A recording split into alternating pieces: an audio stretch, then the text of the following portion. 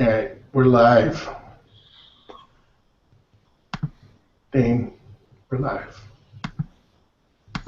Welcome, everyone, finally, to Inside Vaping, your resource for vaping news.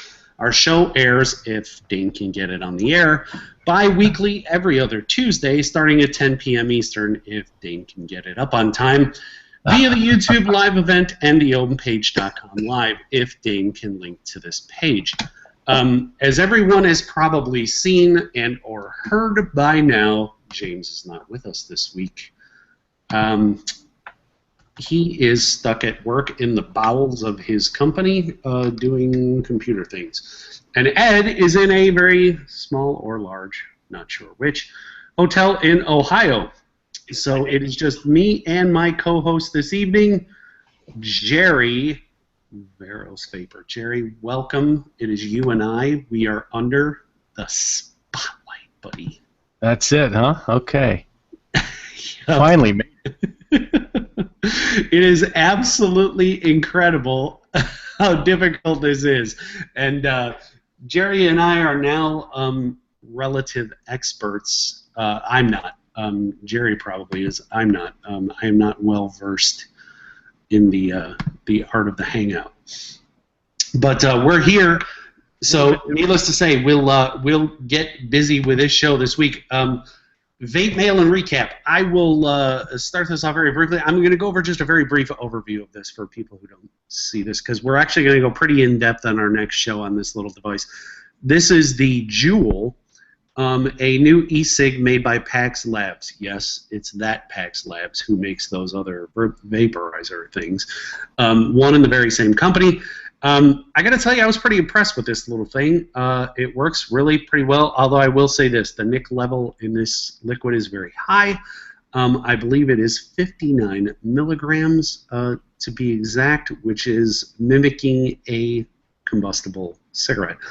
And it's pretty staunch. They come in 4 flavors. There are these little pod things, these little Juuls pods that snap in there. It is an auto draw battery. I am not sure of them on this battery because it's got a really easy little USB charger with a magnet that you just stand up in there. It's very Apple-like in its appearance. It looks kind of like a USB stick. But I got to say, this actually shows a lot of promise for the transitioning smoker to vapors, I think. And James and I think Jerry's got one on the way as well. And we'll get into those a little bit more next broadcast. Yep, I'm waiting for mine. Hopefully it'll be here this week at some point. So we'll let you know on next show. So we'll have some time under our belts with it. It's pretty unique looking. But isn't there something specific about the actual nicotine extraction process they use? Yes, it is nicotine salts is what they use in here. This is pretty potent. I will say that tobacco, to coin a Grim Green phrase here, has got a reckless throw into it, and when I first vaped that, I was hacking pretty well. It takes a little bit of getting used to. The draw is very slow and even with this, and you feel it. You feel it. I will say the battery lasted me a better part of the day, only because I didn't draw on it as much. It really does satiate the nicotine craving pretty well. Well, sneak peek. How are the flavors? See, there's my biggest knock. It really is. It's my biggest knock. James, I know in passing we said that there's brulee, tobacco, fruit, and mint. The mint to me was just pretty much non-existent. There was a little tinge of mint in there. It wasn't all that great. And as an ex-menthol smoker and mint lover, I expected a lot more punch there, and there just wasn't. And that was disappointing. The fruit, I've asked myself a million times, what fruit is this? I have no idea. It is indiscernible, like juicy fruit gum. It's a fruit, but you don't know what kind. I have no idea. Yeah, it's just a fruit. The tobacco, they say, is very reminiscent of a Marlboro cigarette. I would agree to that. Obviously not a lit cigarette, because matching that flavor is pretty difficult to do. But to me, it tastes like an unsweet RY4. And that's probably the best analogy I can give it. The brulee is probably the most truest flavor out of all of them. Again, still a little weak for me. With that nicotine hit, I kind of wanted a little bit more flavor. So if there's room for improvement, it's definitely there in the e-liquid. That's for sure. I'm actually here. I'm at my desk, but I'm at work. And I did want to share that the DNA 200 discussion will be forthcoming next episode. So you got that to look forward to. But what Dane was saying with the packs, and I am going to be kind of in and out of the broadcast tonight because I am at work, but the packs. I just called it the packs, Dane. I know you did. It's for You pothead, you. I don't know what I did with, oh, here it is. With the Juul, vapor production is not bad. No, it's not. It's really satisfying. Like, as far as, like, for nic cravings, I can definitely see this being a good device for somebody who's looking to sate those nic cravings and still have something that's discreet. Yeah, it's an auto draw, and really it's pretty simple. It's not a ton of vapor production, but it's not the least either. I think it has a little bit more than the blue. It does. It does. It's pretty respectable. This won't keep my camera focused, but I mean, it's not bad. It's not. No, it's not. It's not. It's not bad at all. Somebody asked in chat, what was it again? You didn't quite catch it. It is called the Juul, J-U-U-L, and they are for sale now. And that is another one of my knocks, which we'll get into. Is the price point on this is a little steep. Yeah, I'm going to copy paste the link into chat. One thing that I will say though is, in my opinion, and I think Dane would agree, and we'll get into this more in depth next show, but I think they're marketing more towards the younger crowd. Yeah. I'm not saying underage vapors necessarily, but like hipsters and the cool factor type thing. And the problem with that is they have a brilliant device with a very efficient delivery that is perfect for somebody who's transitioning off analogs. So I feel like it's kind of misplaced marketing in that case. Yeah, I agree with that completely, because in all of the ad campaigns you see very little of the actual device and more about people in certain situations. All right, there's the question too. Is it refillable? The answer, according to Juul, is no, but I will tell you this. I have refilled it. It's not rocket science. It's fairly easy to refill the cartridges. So this one right here, I have Pink Rabbit in here. That throat hit is reckless too. It just is. It's and Pink Rabbit. I'm sorry, Dan. Pink Rabbit is a 80% VG juice. This is 3 milligrams. So this is not the intended application. Obviously, something like this you want high nic juice. So it's true. That tobacco throat hit is just. It's reckless. It is. It is. It really takes getting accustomed to. And I vape 18 milligram liquid when I vape. And going from 18 to 59 is like going from Earth to Mars in one drag. And it took me a good day to adjust to that. And I don't think people will be picking this up and be literally chained to it and having it in their mouths. I can't see that. No. I can't see that. There's some nic sickness happening there. I would like to see a step down.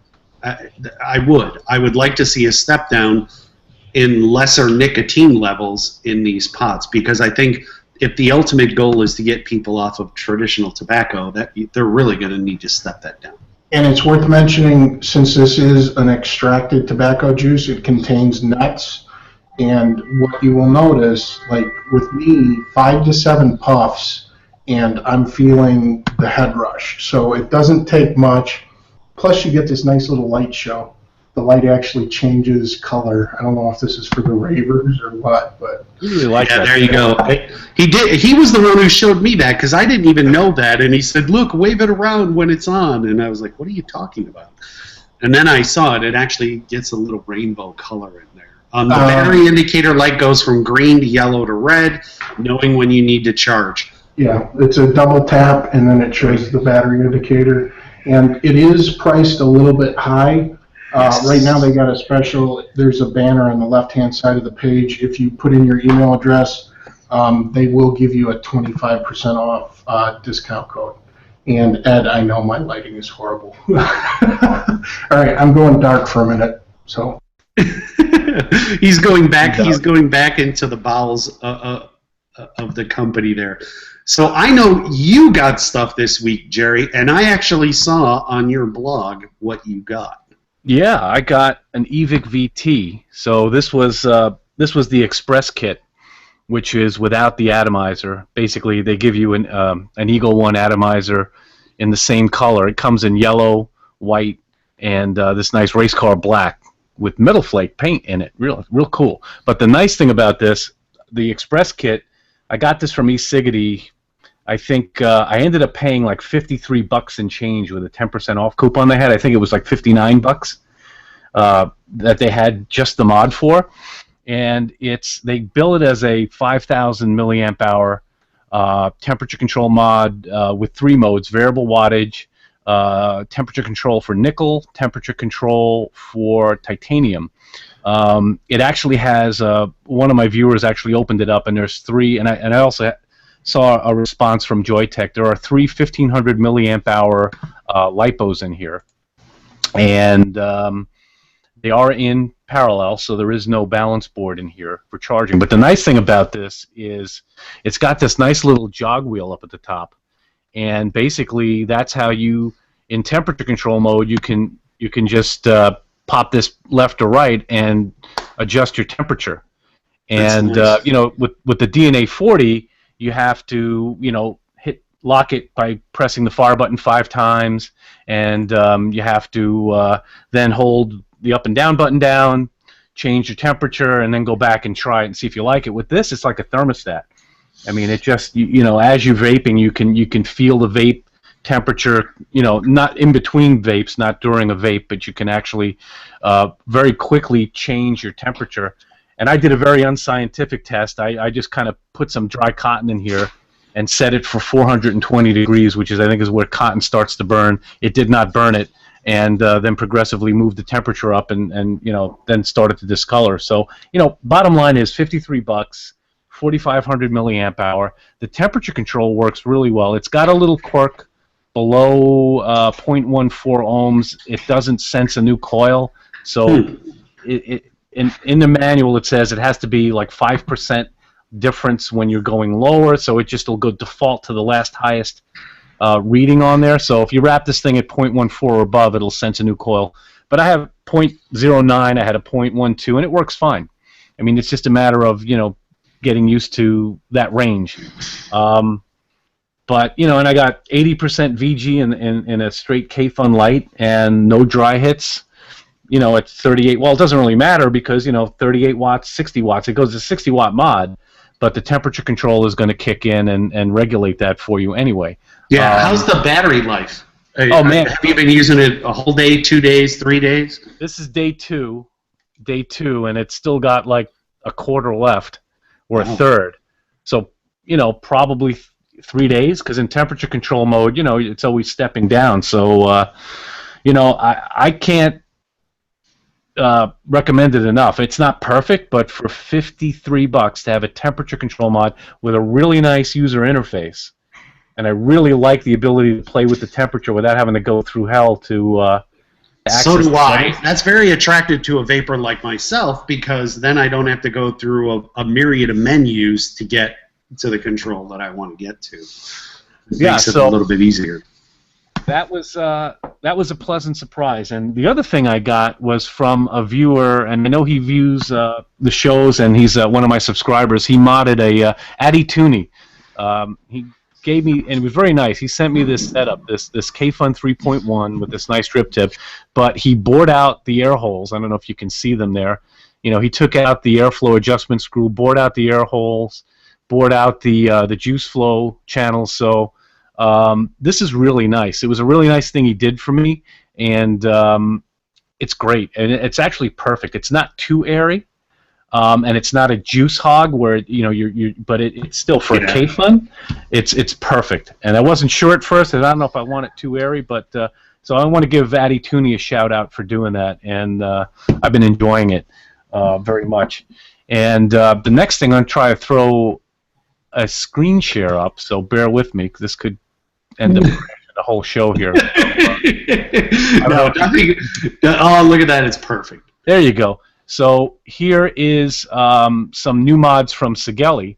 They've come out with 2 new temperature control mods. This is the 75 watt, and it's kind of got an interface I haven't seen before. Maybe it's kind of like a cross between an SX, but this is a 75 watt single 18650 temperature control mod. I think they have this out there for $75. And let me see if I can actually get to the next picture. There it is. And that is the 150 with temp control. And that I'm pretty sure, looking at the interface, so I can't gauge from that, that's probably, I think it's an SX330. That's a dual 18650, 150 watt temp control mod. And that, from what Sigelli told me, was going to be $99 street price or list price. So hopefully I'll be able to get my hands on those at some point. Yeah, it looks like the price points are beginning to shift. Is that something that you're seeing too? That we're not seeing mods that a year ago would come out at $169, $189. Now it looks like they're coming out at just under $100. That seems to be the magic bullet number now. Yeah, I mean, it's interesting because you know, the 150 when it came out was a little over $100, maybe $110 when it first came out. And now you have the 150 with temp control at starting, you know, at a list price of $99. And, you know, this Joytech, I mean, you know, I can't say enough about it. I mean, for $53 with a 4,500 milliamp hour battery and temp control that works pretty damn good. I mean, yeah, that's pretty good right there. That, you know, it's nice to see the technology and the price point catching up with one another and equaling out, and I think that's a very cool thing. I mean, I guess we knew ultimately it was just a matter of time before China started coming out with all of this anyway, but at least it's at an attractive price point. I think that's very cool. Yeah, and there were a lot of detractors when temp control came out saying, why do we need this for? It's going to be, you know, short-lived. It's not something that people really want. I know there was a lot of rants about it, but I mean, everybody is producing a temperature control mod. They're producing them for starter vapors. They're, you know, selling Clearmeyers with nickel wire coils. So obviously, temp control is here to stay. Right. And you know, I like it in drippers, but this is really the first time I've played with it in a tank. And to use high VG in a stock K-Fun and never worry about dry hits, you know, can't complain. I'm enjoying it. Yeah, and it's more accessible. $50, $100 if you want a 150 watt mod. I mean, you can't go wrong. You can't go wrong. No. All right. Well, into the show we go here. Yep. We're going to start out with a story up on the CASA's page. Up on CASA's page, their blog page, there is a call to action for the submission of comments to the FDA's third workshop. So if you haven't already, go there, get your comments in. I think everybody, at least all of our viewers, if not even more people, have seen the second workshop by now, and they realize participation here is very, very important. So if you haven't done that already, head on over to CASA's blog page, onto their calls to action, and submit comments in there for the FDA's third workshop. Jerry, we also have a commercial. Yep. There is a new commercial for the Truth About Vaping that is going to start airing in selected markets, I believe, and we will take a look at that right now. Many of you may have seen or heard misleading information about using electronic cigarettes, otherwise known as vaping. So allow me to tell you the truth. Vaping is not smoking, a health hazard, marketing to kids, big tobacco. Vaping is small, local businesses, creating American jobs, less harmful than combustible tobacco, helping people quit smoking. There's a lot they aren't telling you about vaping. That's a great little commercial there, and I think it's direct, it's to the point, it's visual, and people can see it and understand it. I think it's a great rebuttal to still blowing smokes commercials, which absolutely tug on the heartstrings there, and see little Jimmy running around the car with his mommy and daddy. Yeah. And I think this is actually a very, very good thing. And I'm glad that they did that. And hopefully, you know, it will catch on and be viewed by many, many people. Earlier this week, I think it was just a couple days ago, there was a vape shop explosion in Vancouver, Canada. Interestingly enough, it was caught on camera. We have the YouTube video there of a local news broadcast of that, and we'll take a look at it, and then we'll talk about it right on the back. Okay. Good evening. An explosion has rocked a business in Langley, and tonight there's evidence it could be a case of arson. Surveillance cameras captured the blast, but it's what the video shows before the explosion that has police treating it as suspicious. The explosion outside a business called All Day Vapes went off around 11:30 Friday night, blowing out windows and leaving the owner with more questions than answers. Still in a state of shock. Shane Titus rushed to the store after his alarm company called to say something was wrong. The whole road was shut down. The fire department here was here, and the gas and the police. They were able to determine quickly that they needed to have Fortis attend because there was a gas meter in the nearby area, and Fortis was able to determine it was in fact leaking. 6 store windows were shattered in the explosion. The police say was so loud it could be heard many kilometers away. It had the potential to be devastating to any number of people. Got really lucky. Nobody was hurt. Nobody was down here. It'd just be a matter of replacing the glass. It wasn't until fire crews and police were done their work that Titus first had the chance to review his surveillance video. What he saw stunned him. So a vehicle drives by, probably unrelated. This gentleman walks over, carrying a knapsack, setting it down in front of the gas meter, reaching back inside of it, and walks away without it there. And that's the last we see of him. Then, just minutes after the man walks away, an explosion. Clearly a targeted attack in front of my business. Titus says he doesn't know why anyone would want to hurt his business, which was open today, despite the boarded up windows. Meanwhile, police continue to investigate. There is some pieces that were recovered that lead people to believe that it is suspicious. As they try to figure out what caused this blast and who might be behind it. I'll tell you, I know that there's been a lot of speculation already about the cause of this and who this person is and who they're affiliated with.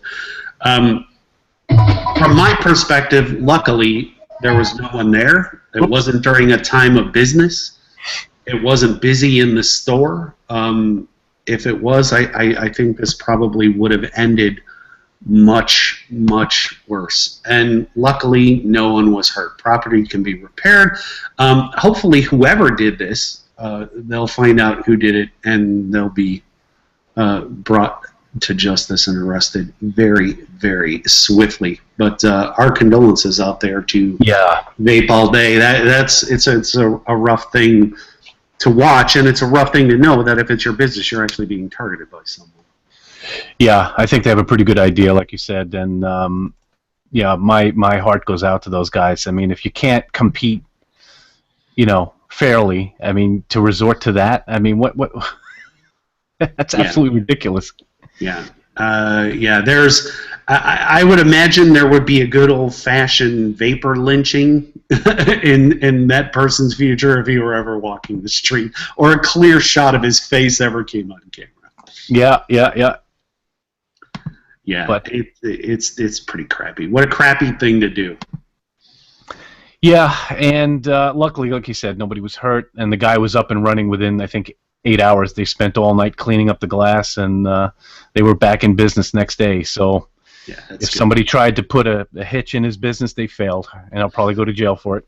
Exactly. So kudos to them. You get our thumbs up award of the week for fighting the good fight and getting right back on the horse again, even after there was a pretty nasty explosion out in front. So on that note, I think the guy in the hoodie gets the bag of dicks. I agree. I agree 100%. He is clearly the front runner in the Bag of Dicks award this week.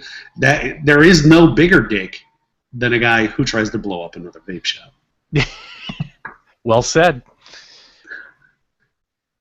So we have an article here. This article I actually pulled from a Facebook group that gets posted there on a pretty regular basis. Mark Twain, for those who are unfamiliar, the writer, was a very staunch pipe smoker. He smoked pipes, he enjoyed cigars and things as well. And apparently he had many run-ins with what he called nicotine nannies even back in the day. I wanted to do this article this week on this show because I think his words are just as appropriate now as they were when this was written. I believe it was way back in like 1890. But it's an exceptional article and a little op-ed, and we'll bring it to you here. Okay, I'll start it off. So it starts. I don't want any of your statistics. I took your whole batch and lit my pipe with it. I hate your kind of people. You're always ciphering out how much a man's health is injured and how much his intellect is impaired and how many pitiful dollars and cents he wastes in the course of 92 years indulged in the fatal practice of smoking and in the equally fatal practice of drinking coffee and in playing billiards occasionally and in taking a glass of wine at dinner, etc., etc. And you're always figuring out how many women have been burned to death because of the dangerous fashion of wearing expensive hoops. You never see more than one side of the question. You are blind to the fact that most old men in America smoke and drink coffee, although, to your theory, they ought to have died young, and that hardy old Englishmen drink wine and survive, and portly old Dutchmen both drink and smoke freely, yet grow older and fatter all the time. I'm glad I'm not Dutch. And you never try to find out how much solid comfort, relaxation, and enjoyment a man derives from smoking in the course of a lifetime, which is worth 10 times the money he would save by letting it alone, nor the appalling aggregate of happiness lost in a lifetime by your kind of people from not smoking. Of course, you can save money by denying yourself all of those vicious enjoyments for 50 years, but then what can you do with it? What can you put it to? Money can't save your infinitesimal soul. All the money that can be put into the purchase comfort and enjoyment in this life. Therefore, as you are an enemy to comfort and enjoyment, where is the use of accumulating cash? He goes on to say, I won't do for you to say that you can use it to better purpose in furnishing a good table and in charities and in supporting tract societies, because you know yourself that people who have no petty vices are never known to give away a cent, and that you stint yourselves so in the matter of food that you're always feeble and hungry. And you never dare to laugh in the daytime or fear some poor wretch, seeing you in good humor, will try to borrow $1 of you. And in church you are always down on your knees with your ears buried in the cushion when the contribution box comes around, and you never give the revenue offers a full statement of your income. Now you know all these things of yourself, don't you? Very well, then what is the use of your stringing out your miserable lives to a lean and withered old age? What is the use of your saving money that is so utterly worthless to you? In a word, why don't you go off somewhere and die, and not be always trying to seduce people and becoming as ornery and unlovable as you are yourselves by your villainous moral statistics? Now, I don't approve of dissipation, and I don't indulge in it either. But I haven't a particle of confidence in a man who has no redeeming petty vices. And so I don't want to hear from you anymore. I think you are the very same man who read me a long lecture last week about the degrading vice of smoking cigars, and then came back in my absence with your reprehensible fireproof gloves on and carried off my beautiful parlor stove. Very well written, albeit a bit sing-song, but that's the way Mr. Twain was. But just as appropriate now as it was then. There's always going to be the moral police when it comes to vices, even something that's perceived as a vice, as in our case with e-cigs. It doesn't matter how much scientific proof we have to the other side of the equation. All that matters is that it appears to be a very bad vice. And it never ceases to amaze me that we're still up against these same arguments today, although technology has advanced by huge numbers since then. It's just and you could make the same argument for base jumping and bronco busting and parasailing. You know, should the government step in and tell you, hey, that's too dangerous, we're going to ban it because you're not intelligent enough to make your own decisions about how you want to spend your life. Exactly. Yeah, and the nitpicking, you know, well, if you don't think about it from your health standard, think about it from the savings of money. Think about how much more you could benefit the rest of society. It's the same tired argument from 1890 until now, and probably will continue to be for a very, very, very long time. And it's sad. It's very, very, very sad. So now, this next story ties into a lot of things that have been going on in the past week. Everybody knows that Vapor Shark put out a list of e-liquids that they sell from different e-liquid manufacturers, and they had them tested. There were a myriad of different companies. I don't have all of them in front of me here. There were a few. There was Cosmic Fog. There was Cyclops, I believe. And there were others. There were just a lot of them. Mount Baker Vapor put out on their blog a little diatribe here. Michelle Hamden was actually the writer of this on their blog post, and it's titled "The Truth About Diacetyl." WiseGeek1 gives this definition of diacetyl: a naturally occurring chemical that is produced as a byproduct of yeast during the fermentation process.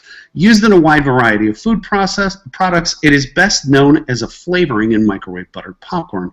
Most recently, diacetyl has earned a bad name for being the probable cause of several popcorn factory workers developing what has been dubbed popcorn lung or bronchiolitis. Obliterans, I believe, is at the end of that. This is a rare and serious fixed obstructive lung disease. In the 1990s, factory workers in a microwave popcorn plant contracted bronchiolitis, also known as popcorn lung. It was generally believed that this was the result of inhaling a powdered form of diacetyl in very high concentrations, which is used in the butter flavoring for the popcorn. While it is generally believed that the cause of popcorn lung was inhalation of powdery diacetyl, this is yet to be proven, as we will see shortly in the information provided by the CDC. It is important to note that the FDA has posted the following statement about the consumption of diacetyl on their website. Diacetyl is added to some foods for flavoring purposes. It is metabolized in mammals, is of low acute toxicity, and the no adverse effect level is estimated to be less than 0.3 milligrams. There is no evidence on the available information on diacetyl that demonstrates or suggests reasonable grounds to suspect a hazard to the public when they are used at levels that are now current or that may reasonably be expected in the future. Okay, the story goes on to say the FDA has listed diacetyl on their generally regarded as safe list of food additive products, yet they have not made a statement regarding the safety of the inhalation of diacetyl in vapor form. And as mentioned above, it hasn't been proven that diacetyl was the cause of the popcorn lung, as seen by the article published by the CDC. 3, to address their views on diacetyl titled Flavorings Related Lung Disease, in which they state diacetyl is a chemical that was found to be a prominent volatile constituent in butter flavoring and air at the microwave popcorn plant initially investigated. Workers in microwave popcorn manufacturing are exposed to many materials beside diacetyl. Thus, initial studies in a total of 6 microwave popcorn plants were not able to definitively determine if diacetyl exposure contributed to lung disease or was a marker for other hazardous substances that contributed to flavorings-related lung disease, while other flavoring ingredients may also play a role, meaning that while they cannot prove that diacetyl was a cause of the disease, they do consider it a primary area of concern. The diacetyl inhaled by these factory workers was in powder form, used to add a buttery flavor to microwave popcorn they were producing. However, when vaping, there is obviously no powder being inhaled. So does this concern relate to vaping? It may not be common knowledge, but diacetyl is a common ingredient in tobacco and has been for over 50 years, meaning those who have been smoking cigarettes have been inhaling diacetyl this whole time. And the critical reviews in toxicity or in toxicology 4 group conducted a study simply titled Diacetyl, where they concluded that diacetyl exposures from cigarette smoking far exceeded occupational exposures for most food flavoring workers. And this suggests that previous claims of a significant exposure-response relationship between diacetyl inhalation and respiratory disease in food flavoring workers were confounded. Further, smoking has not been shown to be a risk factor for bronchitis, well, however the hell you say that, Dave. Popcorn lung. Popcorn lung. Yeah, much easier. To summarize their finding, they found that the levels of diacetyl in tobacco were significantly higher than those found in the factories where the popcorn lung was contracted, bringing into question that diacetyl was in fact the cause of the condition. Further, they found that smoking cigarettes, regardless of the higher levels of diacetyl, had not been shown to cause popcorn lung. Looking at e-juice in relation to tobacco levels of diacetyl and nicotine in tobacco research, there was a group conducted a study, evaluation of electronic cigarette liquids, and published these results. The purpose of this study was to evaluate sweet-flavored electronic cigarette liquids for the presence of diacetyl. Diacetyl was found in 74.2% of the samples. They were lower than the strict safety limits for the occupational exposure and 110 times lower compared to smoking, respectively. This tells us, first, that there is diacetyl in analog cigarettes at 100 times higher levels than those found in e-juices they studied. Secondly, this tells us the amounts they found in the e-juice were within the safety limits of exposure. To summarize, studies like those conducted above show that there is significantly higher amount of diacetyl exposure from smoking than there is in the factories where the production workers got sick. Presumably, but not proven to be, due to exposure to diacetyl inhalation. There were no, and there are no, documented cases of popcorn lung being developed from smoking. Considering that studies show, as indicated, as we just said, that the amount of diacetyl in analog cigarettes is 100 times higher than the amounts found in e-liquids tested, and there are no cases of diacetyl-related sicknesses from smoking, I would conclude that the levels of diacetyl found in some of the e-cig juices are relatively safe. That being said, when you buy from Mount Baker Vapor, we use the highest quality, finest ingredients from right here in the U.S., which means we can make sure that they are all diacetyl-free. While the studies discussed above do not substantiate a concern for utilizing diacetyl in e-juice, we choose not to purchase from suppliers that use it in their flavoring. As always, I encourage everyone to educate themselves. Read the studies and information listed in the references on their page and learn more about the realities and misconceptions surrounding the subject of diacetyl. You know, it's interesting. There's been a lot of rebuttals. There's been a lot of challenging and a lot of posturing going on. I look at this as a double-edged sword in some ways. I think it's good that the consumer has choice. If you have any concerns about diacetyl and you don't want it in your e-liquid, you absolutely should know if it's there, and you can choose not to buy that e-liquid. And for that purpose, I think that's wonderful. If you are not concerned about diacetyl in your e-liquid and you still want to purchase that very same e-liquid that has it in it, it is certainly within your right to do so, and you should know how much is in there and how much you are being exposed to. Either way, it is your right as a consumer to consume what you would like. Fully agree with you. And on that note, and when we talk about people concerned with the diacetyl in their e-juice, we have this lovely little shot here of a coil and wick that somebody had been using. So, you know, I think we tend to forget, you know, we're so concerned about what's in our e-juice, but have you looked inside your dripper lately? You know, I'm guilty of letting a wick go a little bit, but, you know. I will say this. I am the most terrible builder in the world, and even my coils don't look that bad. Yeah, I mean, and they probably did look good at one point, but if you look at this one, too, it's just totally encased in just rancid juice droppings. I mean, but, okay, so if you're concerned about what's in your e-juice, I would suggest you pull the top off your dripper once in a while and take a look. Yeah. So but you know, that goes back to, you know, the story about what Vapor Shark did by, and you know, personally I commend them. They basically sent out all the third-party e-juice they sell. Yep. And had it tested by an independent lab, and they posted those results in each. If you go to add the juice to your cart, you can pull up the test report. Exactly. And that costs quite a bit of money. I mean, I It talked does. to a shop, and I think they told me it was around $300 a flavor, Mm-hmm. right? And as a retailer, they, so what is the motive behind what Vapor Shark did? You can look at it as, they want to be out in front, and they want their customers to know that their shop has that information on everything they sell, whether they make it or not. But apparently some of the juice companies involved had different takes on it. Yep, they absolutely did, and Cyclops was one of the first. Cyclops Vapor actually put out a response to the diacetyl and acetylpropanol reports from Vapor Shark. This is on their site. I believe it's their blog as well, and this is from June 15th.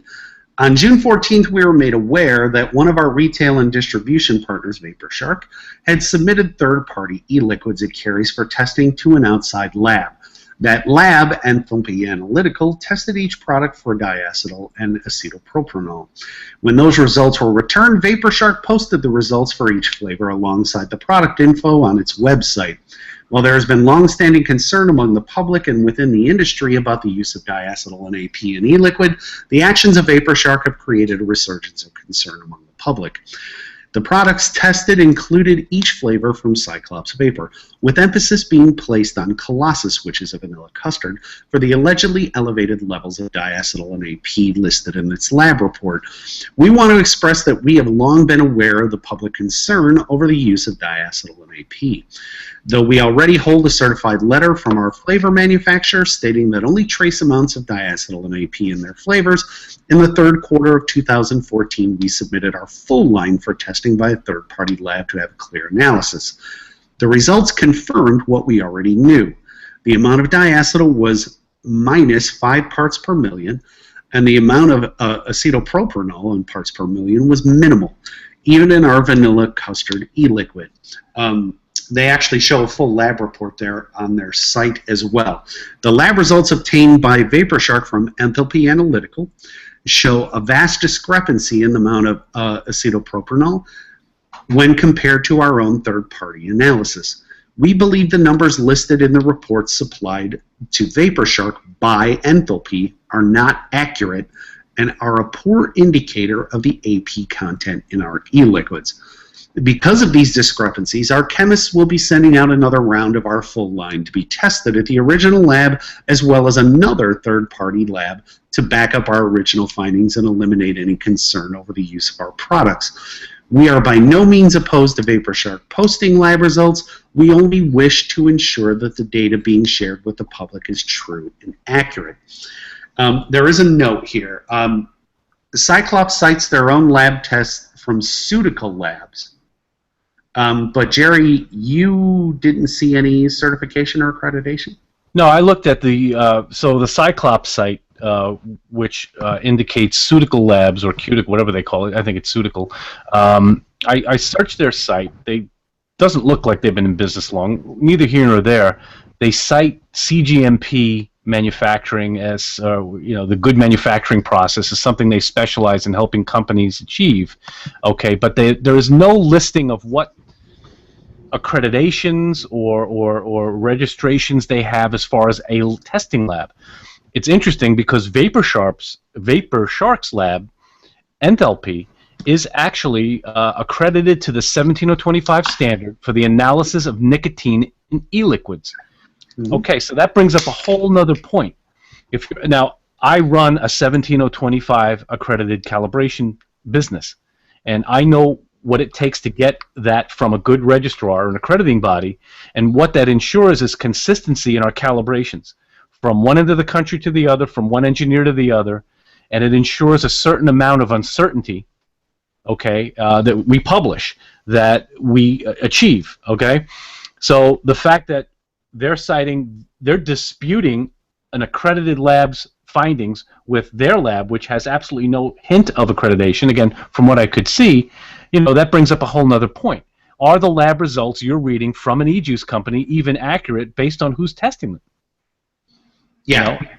Yep. That's absolutely true. And that was kind of what I gleaned from that as well, is that I would think that obviously their lab either wasn't correct or the process wasn't the same, whatever the case may be.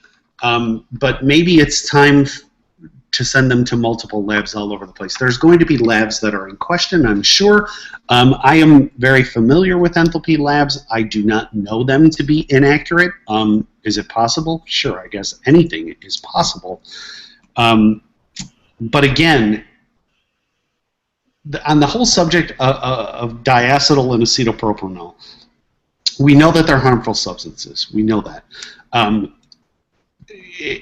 I guess the real question is in what amounts and what dosages and how much of it we're actually taking in order for it to be rapidly harmful or very slowly harmful, as we know that it's a harmful substance. I would think ultimately you'd want to get rid of those. Again, I am also pro-consumer. I think if consumers feel that they want to continue to use that product, go right ahead. But I can tell you, as governing bodies start to step into this arena, which is coming down the pipeline very, very soon, just the whisper of diacetyl and acetylpropanol will be a very bad thing in their eyes and something that they'll probably want to eliminate completely. Hey, can you guys hear me? Yes, we can hear you. All right. Is that our friend? James is in the bowels of his building now. I am. Is it broadcasting my video or no? Yes, no, I see you very clearly. You look, all we see is your head. Basically, I don't think is it switching? Yeah. I was going to show the data center. Since I'm here anyway. Prepare for the noise, assault. There you go. This is my home away from home, at least for the weekend. What, a meat locker? No. Oh, look. No, that's the Inside Vaping server room. That is absolutely correct. That is the inner bowels of Inside Vaping right there. That's where all the magic happens. So, I have a pretty large data center too. There are the rows of servers, of course. There's some blades. Get some blade action there. And, yes, there's another row here. With some very large UPSs, which I wish I had so that I could run the power of my house for several weeks. Yeah, that's the old server. I feel bad for those guys. But yeah, that's a walkthrough. So this is where I'm going to be living for the next 8 to 10 hours, and then when I get back for an undetermined amount of time. And then it's off to vacation, is it not? That's right. It's going to be vacation time after that. So, yes. That was it. I will rejoin the show. Take it easy. There you go. The Inside Vaping Center. That's what's next door to James's office in his basement.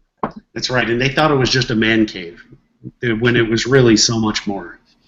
Yeah, he's got nothing on Stiff and Didac, or the other way around.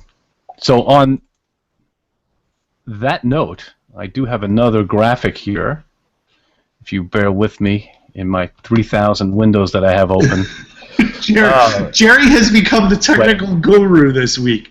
I take my hat off to James Martin for going through this every week. It's something else, man.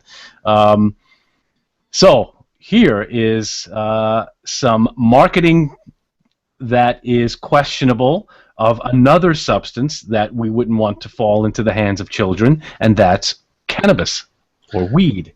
And if you think vaping's got a problem and the entire country and every legislative body from one end of the country to the other is so concerned about marketing to children, who the hell is watching these guys? I gotta say, I love Twix bars, man. Why did they pick on Twix? What was? And I like the Rasta Reese's. That one really cracked me up. Rasta Reese's and Buddhafinger or Buddhafinger. Buddhafinger. Munchy Way. That's a good one too. Oh my God, these are funny. Yep. It's the Rasta Tears. Instead of 3 Musketeers, it's 3 Rasta Tears. It's classic. Unbelievable. and they give us a hard time. They're unoriginal people in every industry. Yeah, so it's amazing what people will spend their time on. But apparently there's no tax dollars associated with selling weed, so I guess nobody really cares, right? It's true. Well, the next story we had was, I think we'll skip that one, though, just for time's sake. Okay. Research about children and e-cigs. It's a British study, and while I appreciate their hard work, because I'm sure that this took a very long time, and it was a comprehensive, at least to me, a very comprehensive study from children age 11 to 16 about how little they use e-cigarettes, if at all. It's still a British study, and that's great for the UK, but it's not on the population here, and it's really kind of what I wanted to see. But there was big news in our politics this week, and that was the House bill aims for less e-cigarette regulation. This actually was quite surprising to me. House Republicans are pushing to ease proposed government regulations for companies that sell e-cigarettes and other new tobacco products, a move that Democrats charge could lead to unsafe products on the market, of course. A spending bill approved by a House subcommittee Thursday would prevent the Food and Drug Administration from requiring pre-market reviews of e-cigarettes that are already on the market. As a part of a broader rule regulating e-cigarettes for the first time, the agency has proposed that e-cigarette brands marketed since February of 2007 undergo those pre-market reviews retroactively once the final rule is approved. Companies would have to submit the applications within 2 years of the final rule, and then the FDA would ensure that the product is appropriate for the protection of public health. If not, the agency could take it off the market. In addition to e-cigarettes, the FDA rules and the House legislation would apply to other unregulated tobacco products such as cigars, hookahs, nicotine gels, great, water pipe tobacco, and dissolvable tobacco products. Now, I would like to see that market dissolvable tobacco products, actually. The FDA already regulates cigarettes, smokeless tobacco, and roll-your-own tobacco products.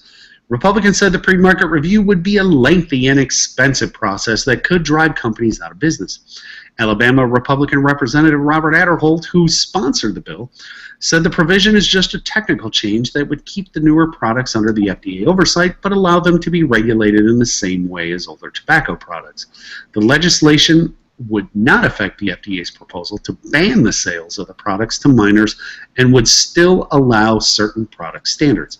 Public health groups said the legislation would hamper the FDA's ability to prevent tobacco companies from marketing the new products to kids. Isn't it typical? Every time they slide that in there. And Democrats said before the panel's vote that the change would reduce regulation on the industry at the same time that e-cigarette use is skyrocketing. The bill is nothing short of a giveaway to the tobacco industry. And I have a problem with that sentence right there from the New York Representative Nita Lowey. And apparently she's the top Democrat on the Appropriations Committee. The bill is nothing short of a giveaway to the tobacco industry. There's more people in the vaping industry that are not tobacco than what are. And clearly this lady doesn't know that. The FDA's proposed rules, expected to be finalized in the coming months, yeah, sure, are aimed at eventually taming the fast-growing e-cigarette industry.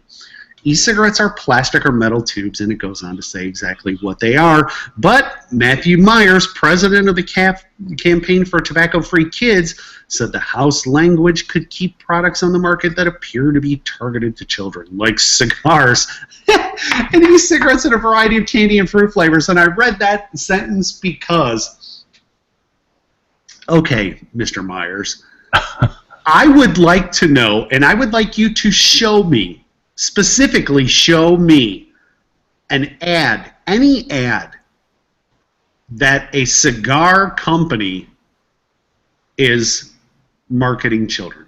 I want to see that. I'll show you. Yeah, that a 12-year-old is going to walk into a humidor and pick up a juicy fruit flavored, cigar.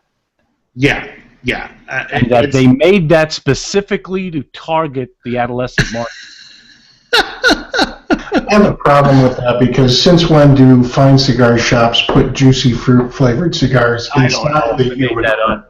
Yeah, but I mean, ridiculous as that sounds, that's exactly what they're saying. Yeah, it is. That is exactly what Matthew Myers is saying. He is saying that cigar companies market to children. Yeah. Okay. That's crazy. Tobacco companies downplayed the effect on the provision would have on the FDA's regulatory authority. The change would not alter in any way the FDA's numerous regulatory authorities, said David Howard of R.J. Reynolds Tobacco, which also has e-cigarette brands. Gregory Connolly, hooray, president of the AVA, said the FDA regulations could hurt small businesses. This proposal does not remove the FDA's ability to regulate vapor products. The FDA will still have the full authority to make science-based regulatory decisions on the manufacturing, marketing, and sale of those products. The FDA would not comment on the legislation, of course, but FDA spokesman Michael Felderbaum said the rules are important consumer protections. It's interesting to see the vernacular change here. When finalized, the rule will represent a significant first step in the agency's ability to effectively regulate tobacco products, and as we learn more about these products, the agency will have additional opportunities over the long term to make a positive difference in the public health burden of tobacco use in this country. So it sounds like, and it is, that they're leaving themselves a lot of leeway and a lot of outs so that legislation can change if it doesn't go favorably for them and the large lobbying corporations that support them from the very beginning. And it's disheartening. It's what it is. We have some pictures on syntax. Yes, is there a syntax? Who got hit with a syntax? Wasn't it Maryland? Somebody got hit with one. Oh, look at here. Recent efforts to impose syntax on e-cigarettes. My state was one of the ones that was actually defeated. Indiana shows defeated, but I think that is still...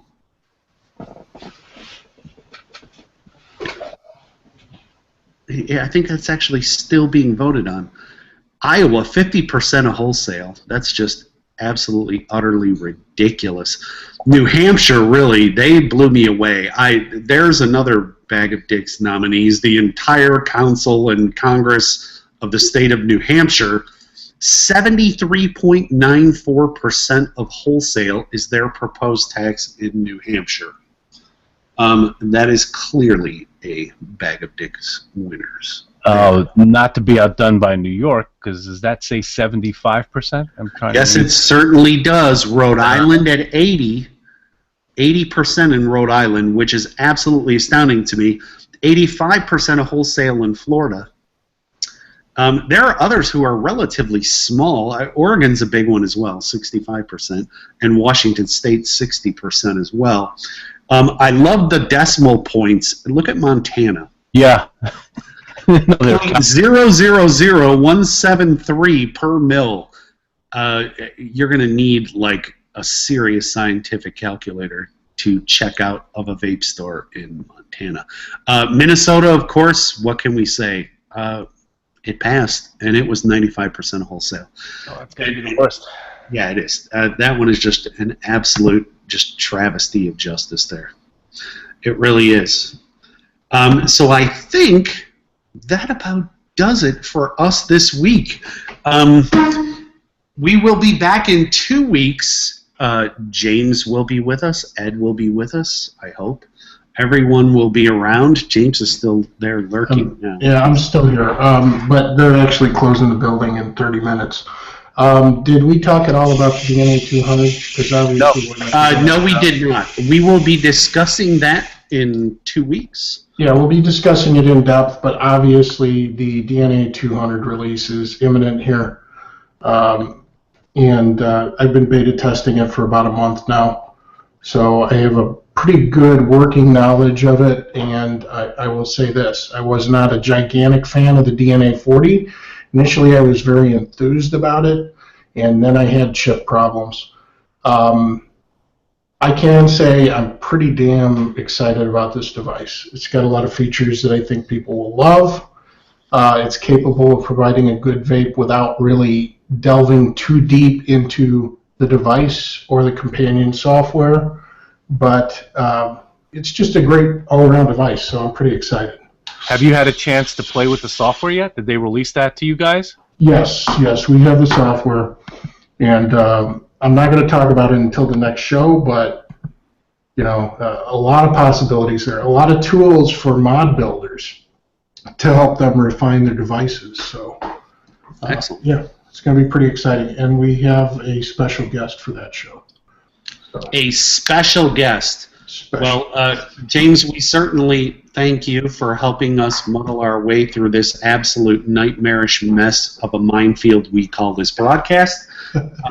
We appreciate it, even though you were at work, because we know how difficult this is to get up and going. It is certainly not easy, and Lord knows I don't enjoy it. That's just me. I like when James is worried about all the media. I owe you a beer or two for that. No problem, buddy. So yeah, thanks everybody for waiting us out and hanging out with us this evening. We appreciate all of your continued support. All of my best to our co-hosts in this week, next week, and beyond. Those who are here and those who are not. Ed, we miss you, and we will see you all on the next broadcast. We miss you, and we hope you find some lotion in your lonely hotel room. Or at least conditioner. Yes, something. Less hotel room. You got to keep your pubes moistured. Yes, future story on Inside Vaping will be James' uses of moisturizer and conditioner. I got to show off my Oscar since I have this here. Best producer of pseudo-vaping shows. That is correct. Nice. And well-deserved, I might add. Well-deserved. Yes, we will be back to Screen Region Hell in 2 weeks, so enjoy. Which is even more fun. Have a good night, everybody. Thank you to Jerry and Dane, of course, for filling in. This is kind of unusual for me to be stuck here, but yeah, that's the breaks. Take care, everybody. We'll see you soon. Take care. See ya.